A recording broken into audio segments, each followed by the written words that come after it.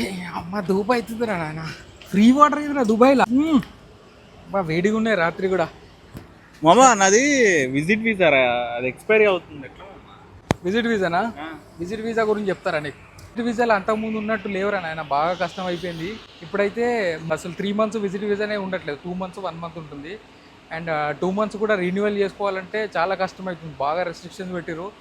Renewal ఇప్పుడు normal పక్కనే Oman ఉంది కదా, ఒమాన్ పోయి ఎగ్జిట్ అయ్యి మళ్ళీ వచ్చేటోళ్ళు రెన్యువల్ చేసుకోవడానికి. ఇప్పుడు అది లేదు, డైరెక్ట్ ఇండియాకి వెళ్ళాలి, ఎగ్జిట్ కొట్టేసేయాలి. కాస్ట్ కూడా అప్ అండ్ డౌన్ ఒక 1400 1500 dirhams, విచ్ ఇస్ 30,000 35,000 అవుతుంది. ఇప్పుడు అటు రెన్యువల్ చేసుకొని 35,000 పెట్టి రావాలంటే చాలా మంది రాలేరు.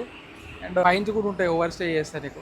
విజిట్ వీసా అయిపోయింది, ఒక రోజు 2 రోజులు ఎక్స్ట్రా ఉన్నా కానీ ఫస్ట్ డే రోజు నీకు 200 ఫైన్ పడుతుంది. అట్లా ఎన్ని రోజులు ఉంటే అట్లా మళ్ళీ అడిషనల్గా 50 dirhams పడుతుంది. పోయేటప్పుడు ఎయిర్పోర్ట్లో కట్టిపోవాలి, లేకపోతే బయటికి పోనీయాడు. చాలా స్ట్రిక్ట్ అయిపోయింది విజిట్ వీసా దుబాయ్ రావాలంటే. మరి వేరే ఆప్షన్ ఏం లేదా రా? వేరే ఆప్షన్ అంటే 1 monthకి ఎక్స్టెండ్ చేసుకోవచ్చు, రెన్యూవల్ ఆప్షన్ ఉంది. కాకపోతే కాస్ట్ ఎక్కువ ఉంది. ఇప్పుడు 2 monthsకి ఎట్లయితే చేసుకుంటావో ఈ 1 month ఇక్కడ ఉండి రెన్యువల్ చేసుకోవాలంటే 25,000 30,000 అవుతుంది. సో అదే నువ్వు కంట్రీ ఎగ్జిట్ అయితే 30,000లో నువ్వు 2 monthsకి చేసుకోవచ్చు.